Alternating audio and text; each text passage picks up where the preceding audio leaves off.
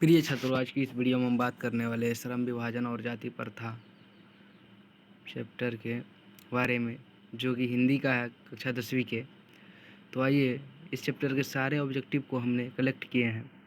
तो एक नंबर में मेरा प्रश्न है, डॉक्टर भीमराव अंबेडकर का जन्म कब हुआ?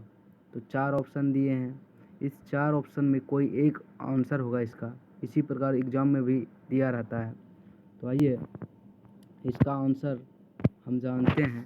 तो ये प्लस आइकन में पहले टैप करेंगे, उसके बाद आंसर दिखेगा। तो चलिए, इसका आंसर है 14 अप्रैल 1891 को। क्या है? 14 अप्रैल 1891 को।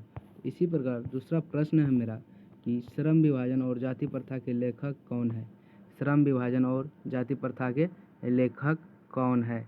तो इसमें 4 ऑप्शन दिया हुआ ए बी सी डी। इसी प्रकार इसमें फिर प्लस आइकन में दाबना है, उसके बाद आंसर को देखना है। भीमराव अंबेडकर, इसका क्या है? भीमराव अंबेडकर। इसी प्रकार फिर तीसरा प्रश्न है मेरा। तीसरा प्रश्न है कि आदर्श समाज स्वतंत्रता, समानता, भ्रातृत्व पर आधारित होगा, यह किसने कहा? तो 4 ऑप्शन है, मैक्स मिलर, भीमराव अंबेडकर, बिरजू महाराज या अज्ञे काम। कौन कहा था? तो चलिए, फिर प्लस आइकन में दाबना है, उसके बाद इसका आंसर देखना है। फिर इसको किसने कहा था? भीमराव अंबेडकर ने कहा था। चलिए, इसी प्रकार फिर मेरा चौथा प्रश्न है, डॉक्टर भीमराव अंबेडकर का जन्म किस परिवार में हुआ था? तो आइए, इसका आंसर जानते हैं। 4 ऑप्शन है दिया हुआ, इसका आंसर जानते हैं। दलित परिवार में हुआ था। भीमराव अंबेडकर का जन्म किस परिवार में हुआ था? दलित परिवार में। चलिए, पांचवा प्रश्न है मेरा, भारत के राष्ट्रीय क्षमता का पूर्ण विकास किस व्यवस्था में संभव है? तो इसका जो है ना, फिर 4 ऑप्शन दिया हुआ है। इसी प्रकार इसका आंसर होगा सी नंबर, समाजवादी व्यवस्था में। इसी प्रकार फिर छठा प्रश्न है मेरा, डॉक्टर भीमराव अम्बेडकर ने किस प्रथा को आर्थिक पहलू में खतरनाक माना है? तो सीधा बात है कि जाति प्रथा को। इसी प्रकार इसका आंसर देखेंगे, जाति प्रथा, डी नंबर। चलिए,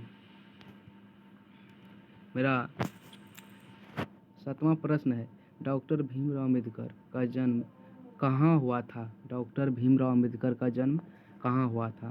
तो आइए, इसका भी आंसर देख लेते हैं। 4 ऑप्शन दिया हुआ है। इसका आंसर है महू, मध्य प्रदेश में। कहाँ हुआ था? महू, मध्य प्रदेश में। चलिए, फिर मेरा 8वां प्रश्न है कि भारत में बेरोजगार का मुख्य कारण है जाति प्रथा, दहेज प्रथा, अशिक्षा, भ्रष्टाचार। तो आइए, इसका आंसर देख लेते हैं। जाति प्रथा। क्या है? जाति प्रथा। भारत में बेरोजगार का मुख्य कारण क्या है? जाति प्रथा। इसी प्रकार 9 नंबर मेरा प्रश्न है, भारत में बेरोजगारी का एक प्रमुख व प्रत्यक्ष कारण क्या है? बहुत ही इम्पोर्टेंट और वीआई क्वेश्चन है ये, कि भारत में बेरोजगारी का एक प्रमुख व प्रत्यक्ष कारण क्या है? इसका भी 4 ऑप्शन दिया हुआ है। तो आइए, इसका आंसर देखते हैं। 4 ऑप्शन क्या क्या है दिया हुआ? सती प्रथा, दहेज प्रथा, जाति प्रथा, बाल विवाह प्रथा। तो आइए, इसका आंसर देखते हैं। तो जाति प्रथा। क्या है इसका? जाति प्रथा। इसी प्रकार मेरा फिर 10वां प्रश्न है कि आधुनिक सभ्य समाज श्रम विभाजन को आवश्यक क्यों मानता है? आधुनिक सभ्य समाज श्रम विभाजन को आवश्यक क्यों मानता है? तो चलिए, इसका भी आंसर है, मतलब 4 ठो दिया हुआ है यहाँ पर दिया हुआ ऑप्शन में। कार्यकुशलता के लिए, भाईचारे के लिए, रूढ़िवादी के लिए, इनमें से कोई नहीं। तो आइए, इसका आंसर देख लेते हैं। कार्यकुशलता के लिए, ये नंबर इसका आंसर है। इसी प्रकार फिर मेरा 11वां प्रश्न है कि जाति प्रथा श्रम विभाजन के साथ साथ किसका रूप लिए हुए हैं? तो इसका भी आंसर दिया हुआ है। 4 ठो ऑप्शन दिया हुआ है, इसलिए फिर टाइप करते हैं 100 आंसर में। तो श्रमिक विभाजन किसका रूप ले लिया है? श्रमिक विभाजन का। इसी प्रकार मेरा 12वां प्रश्न है, श्रम विभाजन और जाति प्रथा पाठ बाबा साहेब के किस भाषण का संपादित अंश है? इसका भी 4 ऑप्शन दिया हुआ है। आइए, इसका आंसर देख लेते हैं।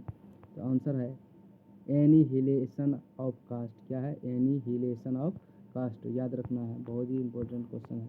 इसी प्रकार है मेरा फिर प्रश्न है, श्रम विभाजन और जाति प्रथा के लेखक है। श्रम विभाजन और जाति प्रथा के लेखक कौन है? तो आइए, इसका आंसर देख लेते हैं। भीमराव अम्बेडकर, बी नंबर इसका आंसर होगा। इसी प्रकार फिर मेरा 14 नंबर क्वेश्चन है मुख्य नायक क्या है? मुख्य नायक क्या है? अखबार है, पुस्तक है, पत्रिका है, कहानी संग्रह है। तो आइए इसका आंसर देख लेते हैं। पत्रिका है। क्या है? पत्रिका। मुख्य नायक क्या है? पत्रिका है। इसी प्रकार फिर 15 नंबर का क्वेश्चन है मेरा, जाति प्रथा किस प्रकार का श्रम विभाजन है? जाति प्रथा किस प्रकार का श्रम विभाजन है? यहाँ पर फिर 4 ऑप्शन दिया हुआ है कि अस्वाभाविक, प्राकृतिक या स्वाभाविक या संवैधानिक। क्या है? तो आइए इसका आंसर देख लेते हैं। अस्वाभाविक है। क्या है? अस्वाभाविक है। इसी प्रकार 16 नंबर मेरा प्रश्न है। 16 नंबर प्रश्न है, भारतीय संविधान के लिए निर्माता के रूप में हम किन्हें जानते हैं? तो आइए इसका आंसर देख लेते हैं। संविधान का निर्माता कौन है? डॉक्टर भीमराव अम्बेडकर। तो इसका आंसर होगा B number, doctor Bhimrao Ambedkar को। इसी प्रकार मेरा फिर 17 नंबर का प्रश्न है कि जाति प्रथा के अनुसार श्रम विभाजन का आधार क्या है? तो श्रम विभाजन का आधार क्या है? तो आइए इसका भी 4 ऑप्शन दिया हुआ है इसी के रूप में। फिर यहाँ पर 100 टाइप में पैतृक पैसा। क्या होगा? पैतृक पैसा। इसी प्रकार फिर 18 नंबर का प्रश्न है कि डॉक्टर भीमराव अम्बेडकर के माता का क्या नाम था? तो इसी प्रकार यहाँ पर 4 ऑप्शन दिया हुआ है, रानी बाई, कुंती बाई, शीला बाई, भीमा बाई। क्या होगा इसका आंसर? इसका आंसर होगा Bhima Bai, D number answer होगा। इसी प्रकार फिर मेरा 19 नंबर का क्वेश्चन है कि श्रम विभाजन और जाति प्रथा शीर्षक किनके द्वारा हिंदी में रूपांतरित है? तो चलिए एक क्वेश्चन का आंसर जानते हैं। इसका आंसर होगा ललई सिंह यादव। किसके द्वारा? ललई सिंह यादव के द्वारा। इसी प्रकार आधुनिक मनु कहा गया है। आधुनिक मनु कहा गया है। इसका आंसर है, यहाँ पर 4 ऑप्शन दिया है, डॉक्टर राजेंद्र प्रसाद को, महात्मा गांधी को, सच्चिदानंद सिन्हा को, डॉक्टर भीमराव अम्बेडकर को। चलिए इसका आंसर देख लेते हैं, डॉक्टर भीमराव अम्बेडकर को। इसी प्रकार फिर मेरा प्रश्न है 21 नंबर का कि श्रम विभाजन और जाति प्रथा के लेखक कौन है? श्रम विभाजन और जाति प्रथा के लेखक कौन है? तो बाबा साहब भीमराव अम्बेडकर होगा इसका आंसर, बी नंबर, तो बाबा साहब भीमराव अम्बेडकर। चलिए इसी प्रकार डॉक्टर अम्बेडकर ने किस पत्रिका का संपादन किया था? यहाँ पर 4 ऑप्शन दिया हुआ है, उज्ज्वल भारत, उड़ता भारत, बहिष्कृत भारत या पुरस्कृत भारत। तो क्या होगा? इसका आंसर होगा बहिष्कृत भारत। चलिए इसी प्रकार 23 नंबर का क्वेश्चन मेरा, डॉक्टर अम्बेडकर का जन्म किस राज्य में हुआ था? यहाँ पर 4 ऑप्शन दिया हुआ है, उत्तर प्रदेश, मध्य प्रदेश, हिमाचल प्रदेश, बिहार। तो इसका आंसर मध्य प्रदेश में हुआ था, तो इसका बी नंबर आंसर होगा। इसी प्रकार 24 नंबर का मेरा फिर प्रश्न है, डॉक्टर अम्बेडकर ने पीएचडी की उपाधि कब प्राप्त की? यहाँ पर 4 ऑप्शन दिया है, 1920 ईस्वी में, 1918 ईस्वी में, 1916 ईस्वी में, 1914 ईस्वी में। क्या है इसका आंसर? आइए जानते हैं। तो ये टाइप करेंगे यहाँ पर 1916 ईस्वी में वो क्या किए थे? प्राप्त किए थे। उसी प्रकार the caste in India their mechanism किनकी रचना है?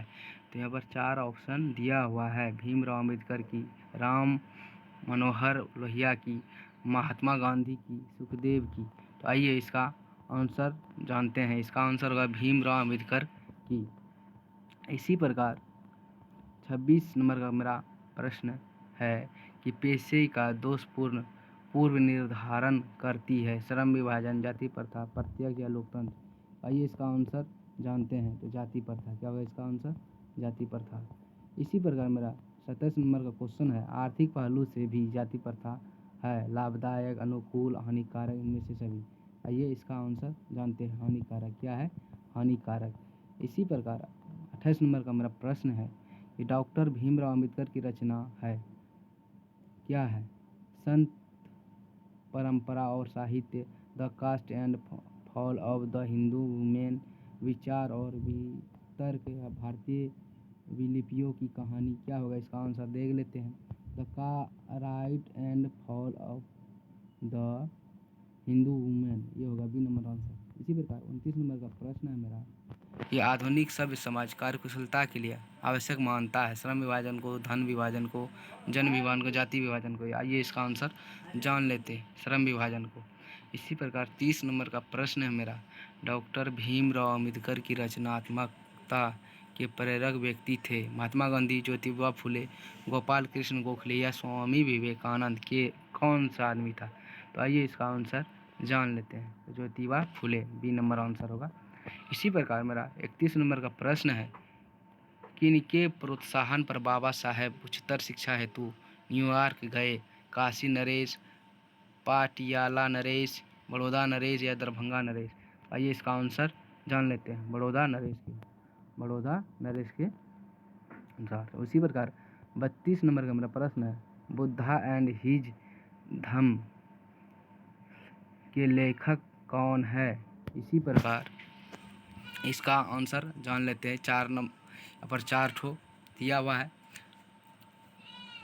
ऑप्शन में। इसी प्रकार इसका देख लेते हैं, सो आंसर होगा डॉक्टर भीमराव अम्बेडकर। चलिए 33 नंबर का प्रश्न है मेरा, डॉक्टर भीमराव अम्बेडकर के पिता का क्या नाम था? यहाँ पर 4 ऑप्शन दिया हुआ है, रामदेव सकपाल, रामजी सकपाल, राम किशुन सकपाल या राधे राम सकपाल। चलिए इसका आंसर देख लेते हैं, रामजी सकपाल। इसी प्रकार 34 नंबर का प्रश्न है, डॉक्टर भीमराव अम्बेडकर की मृत्यु कब और कहाँ हुई?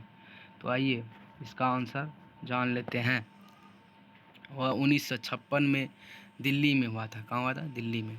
इसी प्रकार फिर 35 नंबर का प्रश्न है, जातिवाद के पोषकों द्वारा श्रम विभाजन किसका दूसरा रूप माना जाता है?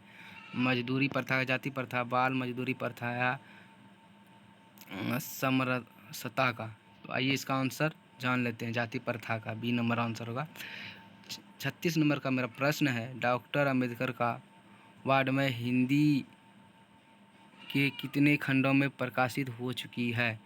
तो आइए इसका आंसर जान लेते, 15 खंडों में, 17 खंडों में, 19 खंडों में या 21 खंडों में? इसका आंसर होगा 21 खंडों में, या डी नंबर आंसर।